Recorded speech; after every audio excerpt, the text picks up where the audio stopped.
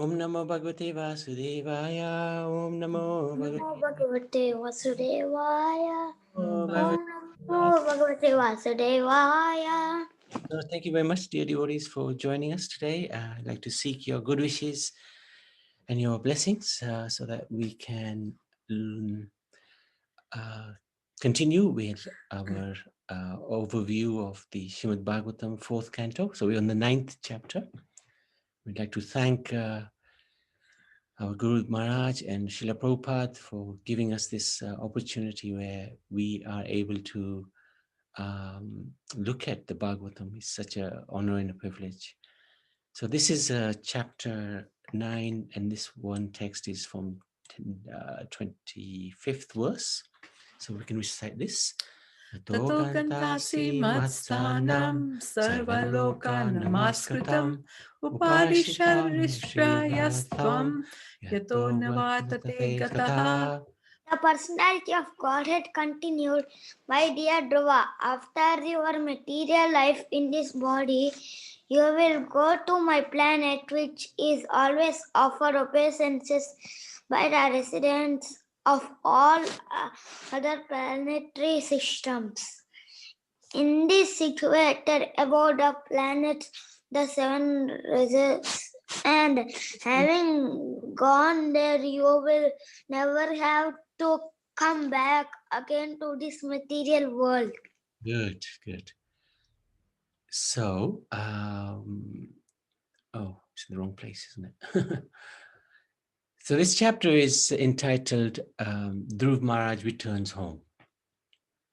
And the first 5 verses is Lord Narayan blessing Dhruva. So prior to this, we will all have recalled, or we will recall that yesterday Dhruv Maharaj underwent the tapasya for 6 months, and every month he would increase his tapasya to the level where he was breathing every 12 days, once. And his weight became very heavy, and he was suffocating the universe by doing this tapasya.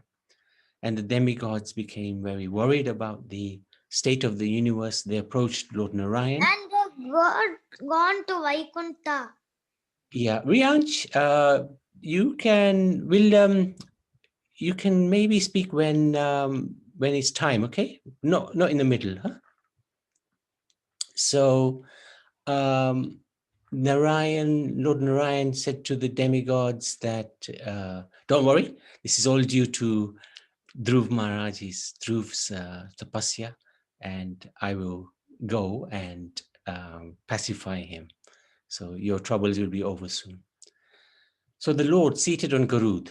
So this is, well, he's not seated here, but this is Garud, the carrier of Lord Vishnu, Lord Narayan.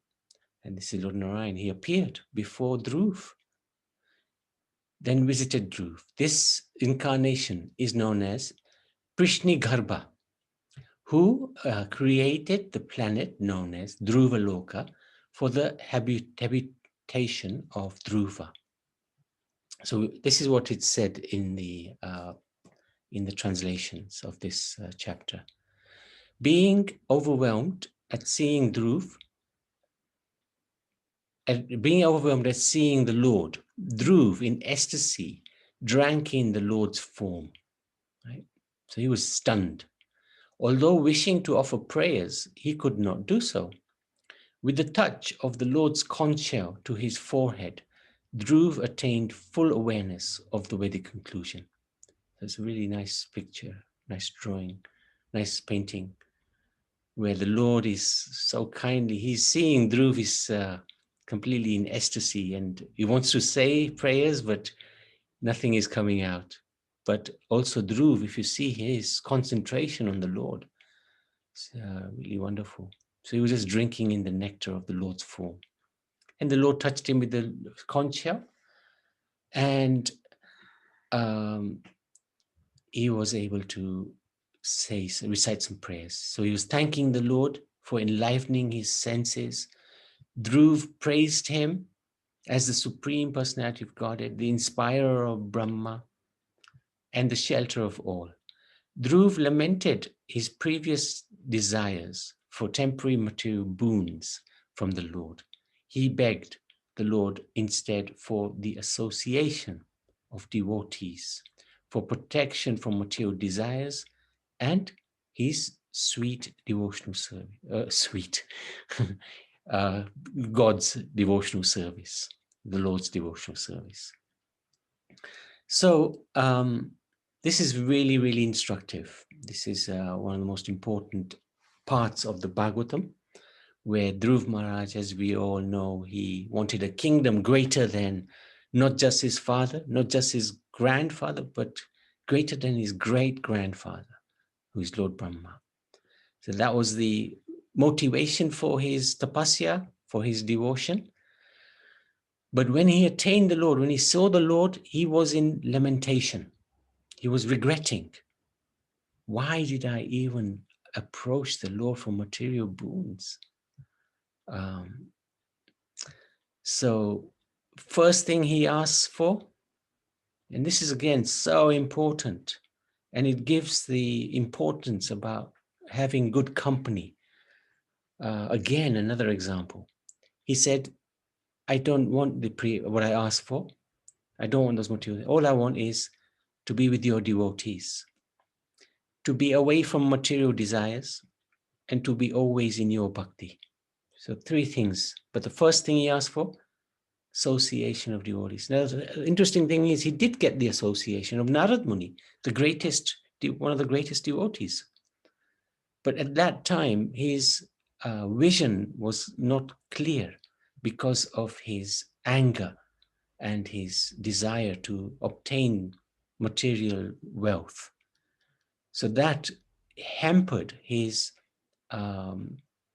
devotion.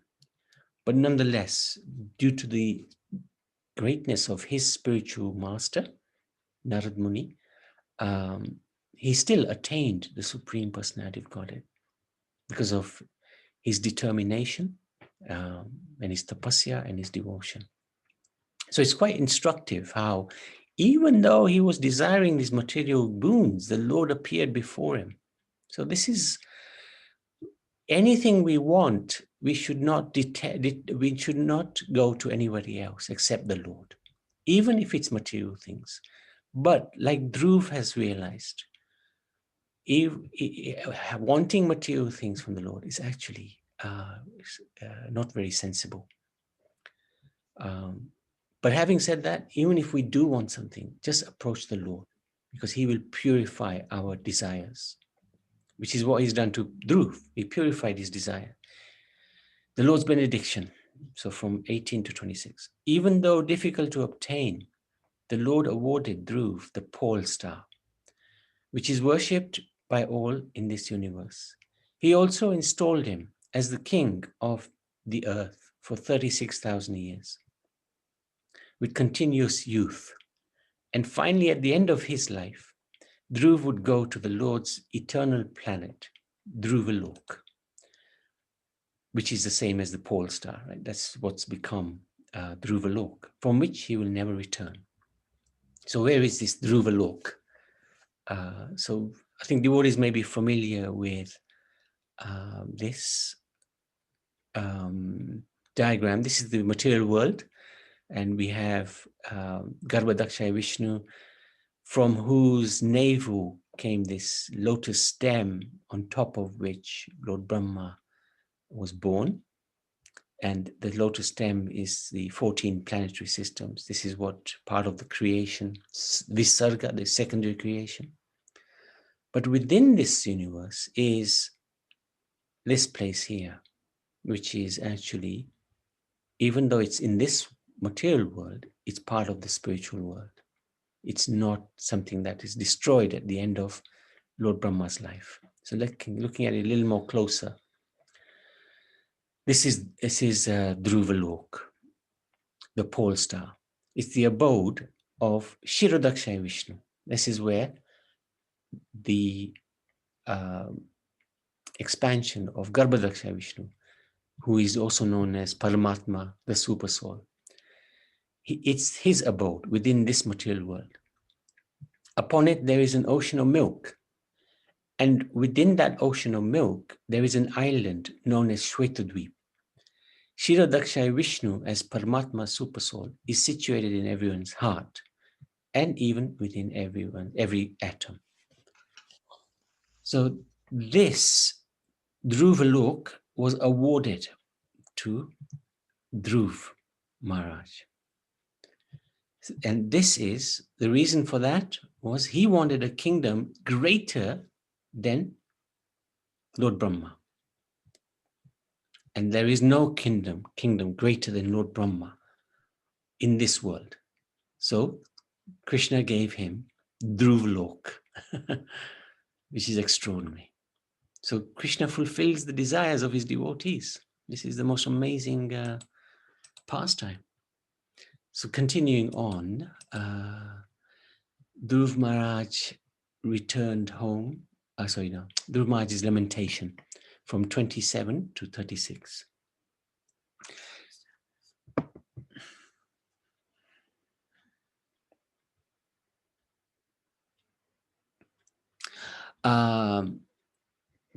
Despite these boons, Dhruv sadly returned home. So the Lord gave him the boons and the Lord left. And Dhruv Maharaj, he returned home, but he was very sad. So Vidur was very surprised.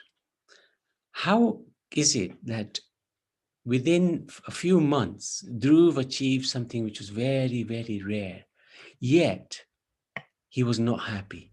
He was sad. So Maitri answers him. Dhruv felt that he had wasted the opportunity of seeing the Lord, because instead of asking for a spiritual benediction, he desired illusory material opulence.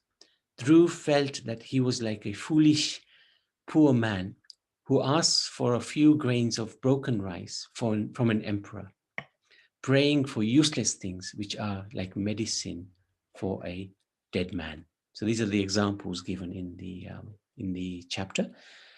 You meet an emperor, and he says to you, "What would you like?" In fact, there was a pastime which Prabhupada gave of the old lady who had heavy load on her head. She dropped the load, and the king was passing by at that time. And the king said, "What would you like?" And she said, "Can you just put that load back on my head?" She could have asked for anything, but she asked for the headache to be put back on her head again. Similarly, if we meet the king or queen and we just ask for broken rice, that's like what Dhruv was saying, that's how I felt. I feel. And I had the darshan of the Lord, but I was asking for material things, broken rice. And I could have asked for the whole empire. Or it's like giving medicine to a dead man, which is totally useless. Another example which was given, it's not in the Bhagavatam, but it's in one of the other Puranas, that Dhruv Maharaj was saying to himself that he said to the Lord, "I was looking for broken pieces of glass and I found diamonds." Lord being the diamonds and the broken pieces of glass being this material, illusory energy. So very good examples Dhruv Maharaj gives.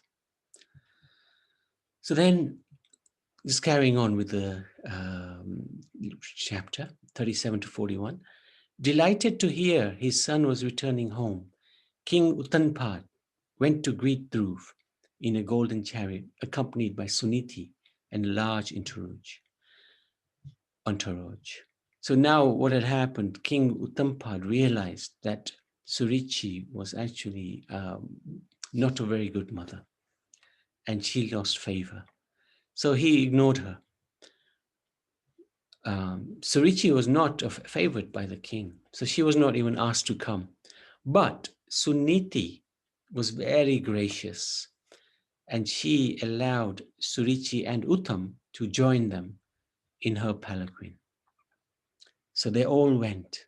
Even Surichi was very happy to see Dhruv. She'd lost her envious nature because she realized the greatness of Dhruv. Tightly embracing their now self-realized son, the king and queens cried.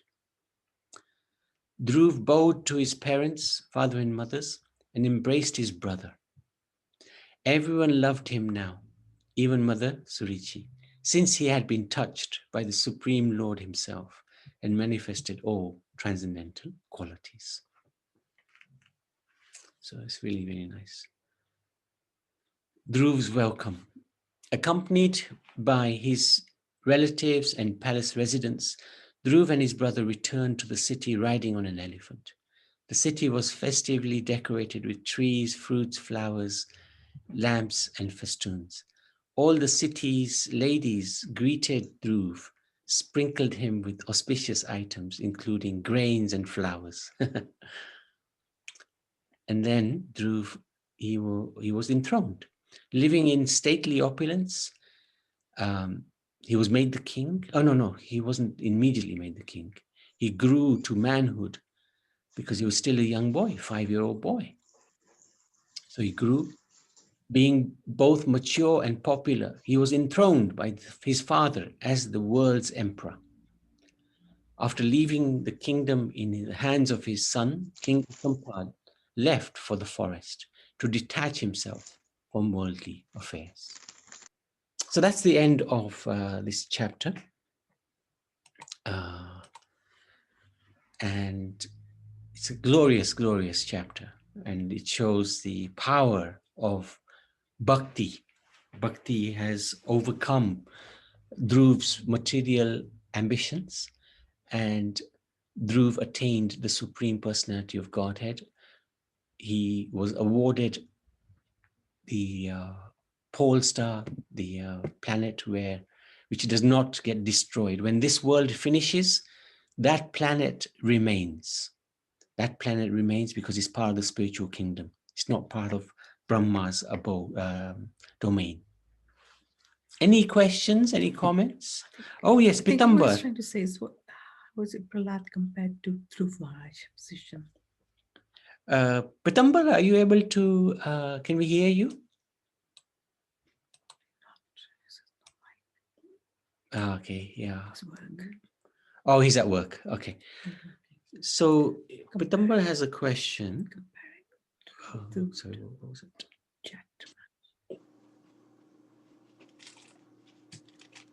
Where is Dhruv Loka? Where is Dhruv's in connection to Dhruva? Where is Prahlad, Prahlad's planet? No, he didn't have a planet. Dhruv had this special benediction from the Lord because he wanted a kingdom greater than his grandfather's, than Prahlad's, Brahma's. So he received the pole star. But Prahlad, he didn't desire anything.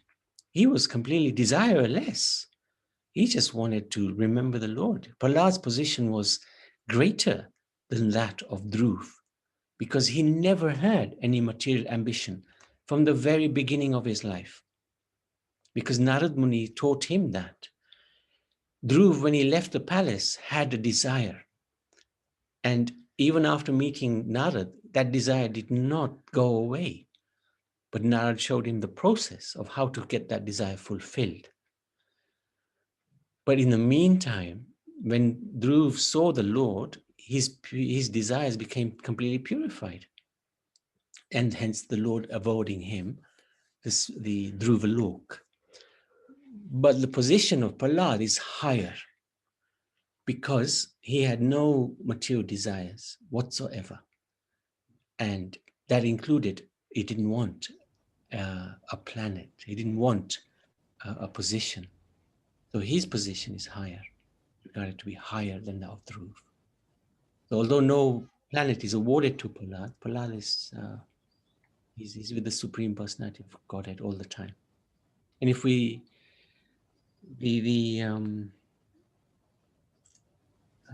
backup for that is when Chaitanya Mahaprabhu would meet Gadadhar Pandit in Jagannath Puri, Tota Gopinath temple, they would, Chaitanya Mahaprabhu would say to Gadadhar Pandit, recite the verses from the 7th canto about Prahlad. And they would do that. They may have done that hundreds of times, the same verses, but Chaitanya Mahaprabhu would get so much pleasure in hearing about Prahlad, because Prahlad was desireless. It's a different category of devotee. But nothing to take away from Dhruv, because his austerity and the purification of his desires took place so that he had no material desires. A great example for us as well. We may have material desires whilst we're living in this world. But the idea is when we approach the Lord, we don't approach him from, well, if we have material desires, approach the Lord anyway. If you're going to approach somebody, approach the Lord. He will purify the desires. But we should generally have no desires, no material desires to be fulfilled by the Lord. Hope that makes sense, Pitamba. Naniben? Yes, and I was thinking that where is all this taking place, but he went into the forest which was near the Vrindavan, isn't it? So I wonder where the Uttanpad's palace and which area was there? Must be somewhere near Vrindavan then. Yes, most probably. Most probably, isn't It's it? not indicated where his palace was. Yeah. But it Hare won't. Krishna. Hare Krishna. Yes, indeed. Another great lesson here. The stepmother talked harshly to Dhruv for his own benefit. Dhruva benefited a lot from that harsh words that stepmother talked. It's just like we see throughout this Bhagavatam so many curses, but they are like a blessing in disguise. And Dhruva, he benefited a lot from it. At the age of 5, he already attained the Lord. And also it is said that he went with his whole body to his loka. He didn't leave his body. Yeah, is it right? Yeah, because the Lord awarded him eternal youth. Yes. So I've heard it somewhere that in a katha, right? When he was leaving this material world, then Death personified approached him and told him that if you are leaving this world with the same body, many people would want to do the same. So where is my job? My job is just to take the life away. Then Dhruva said, okay, what do you want me to do? Then Death personified said, okay, step on my head and then get into your plane. That's how he fulfills the desire of Death personified also. And then he was not going alone. He was just checking, where's my mother? How can I go? Then they showed him, your mother is another plane already on her way because of your piety. That not coming up in the next chapter or two? I haven't looked at the next chapter or two, but I think, isn't that pastime in the Bhagavatam? Maybe in the following chapters, maybe I have been reading and I forgot. Maybe it's there. Yeah, I think it is. Okay, thank you. Okay. Riyansh. Riyansh? Hare Krishna Prabhuji, is Dhruva Maharaj doing his meditation in Mahavan, in Vrindavan? Means Mahavan. Wasn't it Madhuvan? Yeah? Madhuvan. Yeah, it's in Vrindavan. Okay, Prabhuji, thank you. Brajabhumi. Very good. Anybody else? Any questions, any comments? Very instructive chapter. Very instructive chapter.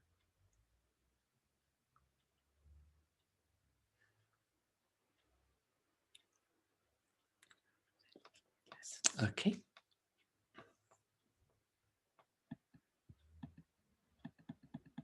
So, Indulekamaji, would you like to do this? Hare Krishna.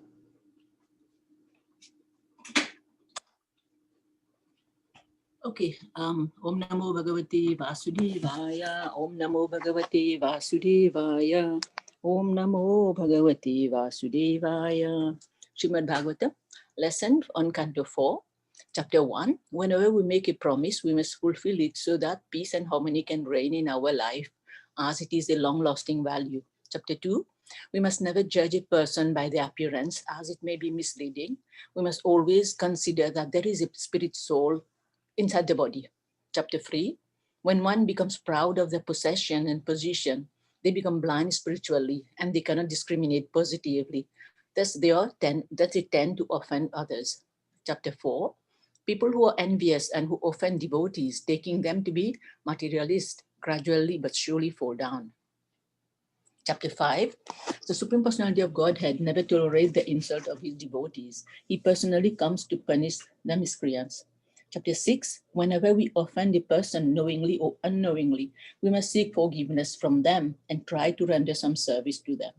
Chapter 7, when we are punished by our elders or gurus, we must take it as a blessing in disguise because they are just trying to put us on the right path.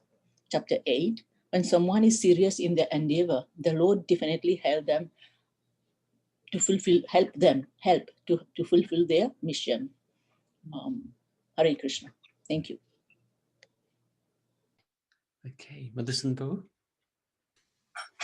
Jai Haribol, Hare Krishna. Can you hear me? Yes. Yeah, okay, yeah. Like you said, this is quite a chapter, and also the pastime of Dhruva Maharaj, so the key instructions on the outcome of